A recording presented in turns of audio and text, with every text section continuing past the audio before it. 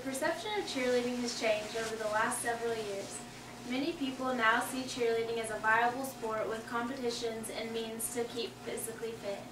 It provides scholarships and post-high school honors and opportunities. The physical and mental demands are never ending. As with any sport, you are only as good as the team and the effort each team member is willing to put in. Responsibilities are varied and different with each competition. The days of being a cute girl in a short skirt are over. Not only do they have to keep the crowd engaged and active in the contest, they have to pay attention to the game and do the right cheers at the proper times.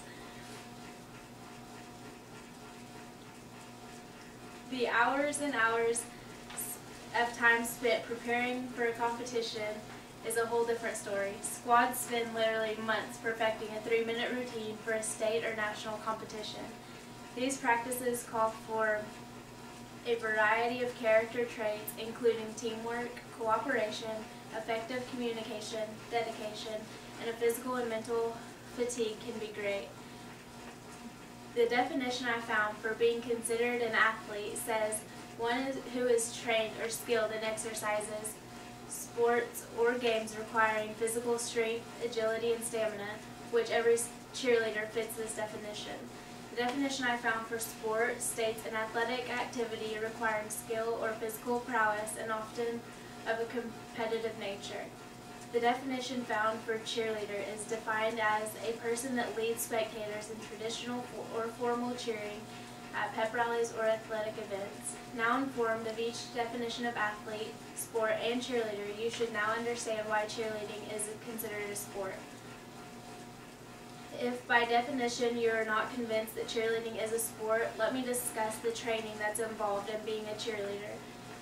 The training involved in cheering is very physical. In an ordinary practice, we begin by stretching hardcore. Secondly, we do approximately 45 jumps. We do 20 tumbling passes each, and then we stunt for 1 hour. At the end of practice, we run 3 miles to keep up our physically fit body in order to perform the way we have prepared ourselves to perform. One thing that shows no respect to the cheerleaders and their hard work is when the athletes we cheer for do not support us in return. I have asked friends of mine who play baseball, basketball, and football why cheerleading should not be considered a sport.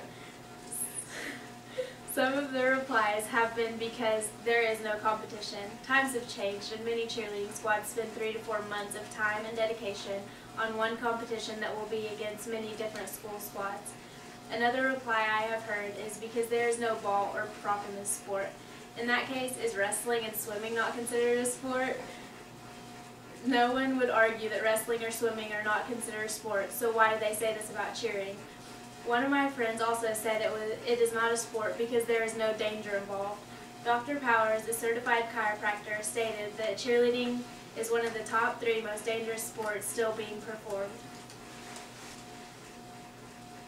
Many young girls have had their lives ruined from falling out of a stunt or landing wrong out of a tumbling pass. For high school girls and college women, cheerleading is far more dangerous than any other sport, according to the new report that adds several previously unreported cases of serious injuries to a growing list. Last year's study has shown that 65% of all female high school injuries have been due to the sport of cheerleading. That number has increased 55% already.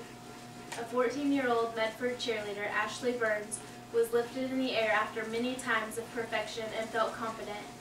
She was acting out a very sophisticated stunt called an arabesque double down and did not make the last full rotation. She landed on her chest and shortly after, she died due to cheerleading, which many do not even consider a sport. Now that you are aware of all the aspects and hard work and dedication of cheerleading, I am sure you now understand cheerleading is a sport. Cheerleading is not only a sport by definition, but by training, competition, dedication, and time. Thank you.